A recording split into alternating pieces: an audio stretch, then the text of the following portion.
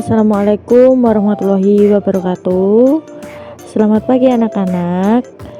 Bagaimana kabar kalian hari ini? Semoga kalian sehat selalu dan tetap semangat untuk belajar. Berjumpa kembali dengan saya Wahyu Novita selaku wali kelas 5B. Pada kesempatan pagi hari ini, Ibu akan memberikan penjelasan suhu dan kalor. Sebelum kita mulai pembelajaran pagi hari ini, kalian siapkan dulu buku LKS, buku tugas, dan alat tulis kalian. Jangan lupa untuk like, komen, dan juga subscribe channel ini. Materi yang pertama PPKN. Hak anak. Hak anak dikelompokkan menjadi 4 golongan. Hak kelangsungan hidup, hak untuk melestarikan dan mempertahankan hidup, dan hak memperoleh standar kesehatan tertinggi dan perawatan yang sebaik-baiknya. Hak perlindungan, yaitu hak untuk mendapatkan perlindungan dari diskriminasi, eksploitasi, kekerasan, dan keterlantaran. Hak tumbuh kembang, yaitu hak memperoleh pendidikan dan hak mencapai standar hidup yang layak bagi perkembangan fisik, mental, spiritual, moral, dan sosial. Hak berpartisipasi, yaitu hak untuk menyatakan pendapat dalam segala hal yang mempengaruhi anak. Hak anak sebagai seorang siswa diantaranya mendapat perlakuan sesuai dengan bakat, minat, dan kemampuan. Memperoleh pendidikan agama sesuai dengan agama yang dianutnya. Mengikuti program pendidikan yang bersangkutan atas dasar pendidikan berkelanjutan, baik untuk mengembangkan kemampuan diri maupun untuk memperoleh pengakuan tingkat pendidikan tertentu yang telah dibakukan. Mendapat bantuan fasilitas belajar, beasiswa, atau bantuan lain sesuai dengan persyaratan yang berlaku. Pindah ke sekolah yang sejajar atau setingkatnya, memperoleh penilaian hasil belajarnya, menyelesaikan program pendidikan lebih awal dari waktu yang telah ditentukan, mendapat pelayanan khusus bila mana menyandang cacat. Contoh hak dan kewajiban siswa di sekolah. Contoh haknya, mendapatkan pendidikan yang layak, menggunakan fasilitas sekolah, mendapatkan bimbingan dari guru, mendapat perlakuan baik dari guru dan teman. Sedangkan kewajibannya menjaga ketertiban dan keamanan, mengikuti seluruh aktivitas pembelajaran, menjaga sarana dan prasarana pendidikan, menghormati guru dan menghargai teman, menjaga kebersihan lingkungan sekolah, dan menaati peraturan sekolah. Contoh hak dan kewajiban anak di rumah. Contoh hak diantaranya mendapatkan kasih sayang, mendapatkan perlindungan, memiliki kesempatan untuk bermain, mendapat bimbingan saat belajar, mendapat kesejahteraan hidup. Sedangkan contoh kewajibannya diantaranya bangun tidur tepat waktu, membantu orang tua, menjaga kebersihan lingkungan rumah, menghormati orang tua dan saudara, belajar dengan rajin dan berkata, serta bersikap sopan. Tanggung jawab sebagai warga negara. Contoh-contoh tanggung jawab sebagai warga negara diantaranya memahami dan mengamalkan ideologi Pancasila, menjaga dan memelihara nama baik bangsa dan negara di mata dunia internasional, menjaga persatuan dan kesatuan bangsa dengan menghindari sikap dan perilaku diskriminatif, membina solidaritas sosial sebagai sesama warga negara Indonesia dan meningkatkan wawasan kebangsaan.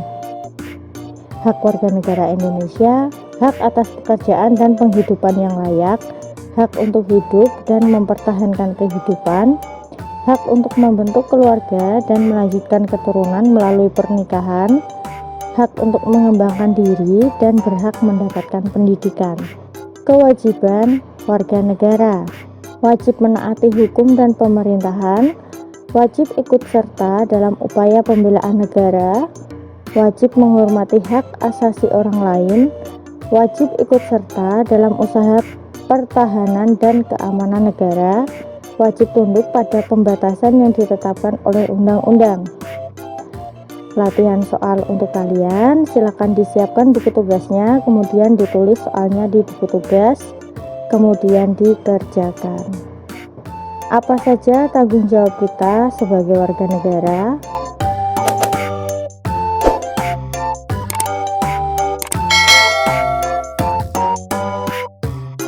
Materi selanjutnya, bahasa Indonesia. Teks eksplanasi. Teks eksplanasi adalah teks yang berisi tentang penjelasan fenomena-fenomena alam, sosial, ilmu pengetahuan, ataupun budaya. Cara mendapatkan informasi penting dalam teks eksplanasi dapat dilakukan dengan cara membuat ringkasan dari teks eksplanasi tersebut. Membuat ringkasan teks bertujuan untuk menguji kemampuan pembaca dalam menemukan pokok-pokok permasalahan dalam tulisan. Langkah-langkah menemukan teks eksplanasi. 1. Bacalah terlebih dahulu teks dengan seksama. 2. Pahamilah makna setiap kalimat yang ada dalam teks, kemudian temukan kalimat utama atau gagasan pokok pada setiap paragraf. Tandailah kata atau kalimat yang kamu anggap sebagai kata kunci. Dan yang terakhir, ingatlah 5W plus 1H. Langkah-langkah membuat ringkasan bacaan. Yang pertama, bacalah keseluruhan teks secara seksama. Pahamilah isi bacaan yang akan dirangkum, kemudian temukan kalimat utama atau gagasan pokok dalam bacaan yang akan dirangkum. Susunlah kembali poin-poin penting yang telah ditemukan menjadi sebuah kalimat utuh, kemudian rangkailah kembali kalimat tersebut sehingga menjadi paragraf yang padu. Langkah-langkah membuat kesimpulan dalam bacaan. Bacalah teks dengan seksama, catatlah informasi penting dalam bacaan, dan ubahlah informasi penting tersebut menjadi sebuah kalimat. Latihan soal untuk kalian, silakan ditulis di buku tugasnya, kemudian nanti dikerjakan. Tulislah langkah-langkah untuk membuat kesimpulan dalam teks eksplanasi.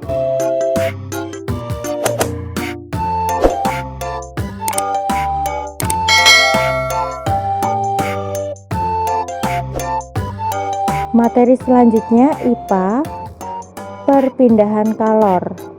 Panas disebut juga kalor. Kalor selalu berpindah dari benda yang suhunya lebih tinggi ke benda yang suhunya lebih rendah. Sumber kalor yang utama di bumi adalah matahari. Termos adalah alat yang digunakan untuk mencegah terjadinya perpindahan panas.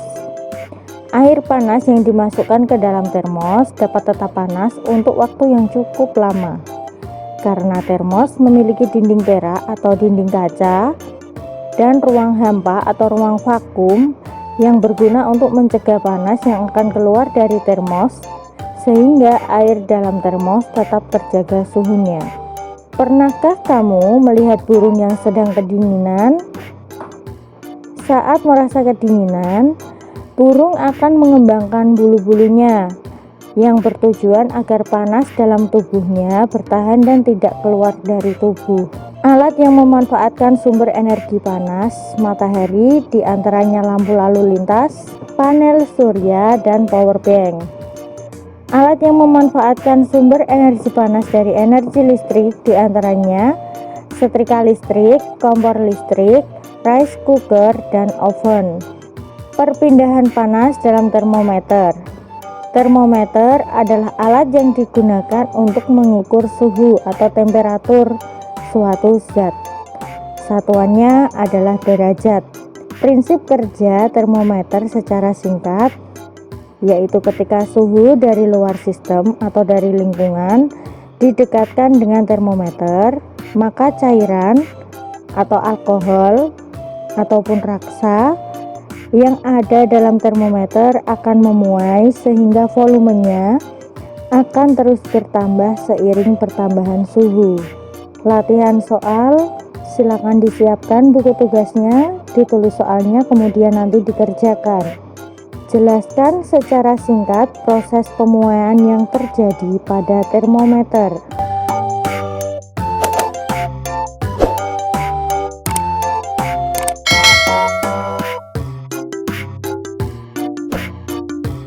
Materi selanjutnya yaitu IPS, Bentuk dan hasil interaksi manusia dengan alam. Manfaat lingkungan alam bagi manusia diantaranya sebagai tempat bertahan hidup, tempat bersosialisasi, tempat mencari kekayaan, tempat mendapatkan hiburan, tempat edukasi, dan tempat kebudayaan. Contoh dampak negatif interaksi manusia dengan lingkungan alam diantaranya membuang sampah ke sungai, membuang limbah industri ke sungai, menangkap ikan dengan bom ikan, penebangan hutan secara liar. Bentuk interaksi manusia yang merugikan atau negatif harus kita hindari karena akan merusak lingkungan alam. Contoh sikap yang menjaga kelestarian lingkungan alam atau dampak positif diantaranya membuang sampah pada tempatnya, menanami kembali hutan yang gundul, menghentikan eksploitasi sumber daya alam yang berlebihan, memberikan sanksi keras terhadap pelaku pencemaran lingkungan, melakukan daur ulang sampah, dan meningkatkan kesadaran masyarakat akan pentingnya kelestarian lingkungan alam. Bentuk interaksi manusia yang positif harus kita laksanakan karena dapat melestarikan lingkungan alam. Upaya yang dapat dilakukan manusia dalam menghadapi peristiwa kemarau panjang diantaranya menghemat penggunaan air, menanam pohon atau reboisasi, tidak memakai air secara berlebihan. Latihan soal untuk kalian, silakan kalian tulis soalnya di buku tugas kalian, kemudian nanti dikerjakan. Sebutkan upaya yang dapat dilakukan manusia dalam menghadapi peristiwa kemarau panjang.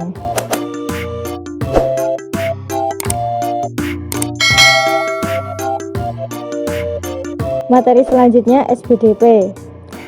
Tangga nada. Tangga nada ialah urutan nada yang disusun secara berurutan. Tangga nada pentatonis adalah tangga nada yang hanya memakai 5 nada pokok. Tangga nada pentatonis dibedakan menjadi 2. Yang pertama, tangga nada pentatonis pelok. Biasanya menggunakan susunan nada do, mi, fa, sol, mi. Susunan tangga nadanya jirolu, patmo, nempi. Memiliki sifat luhur dan tenang. Tangga nada pentatonis slendro. Tangga nada yang menggunakan nada-nada jirolu, patmo, nem. Bersifat lincah, gembira, dan riang. Contoh alat musik yang menggunakan tangga nada pentatonis adalah gamelan. Latihan soal untuk kalian, silakan ditulis soalnya dan nanti dikerjakan. Jelaskan perbedaan antara tangga nada slendro dan pelok.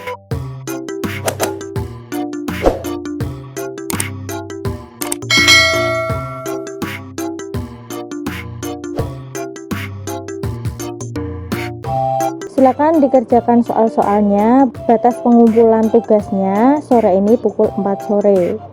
Cukup sekian pembelajaran dari Ibu. Kita berjumpa lagi di pembelajaran daring berikutnya. Wassalamualaikum warahmatullahi wabarakatuh.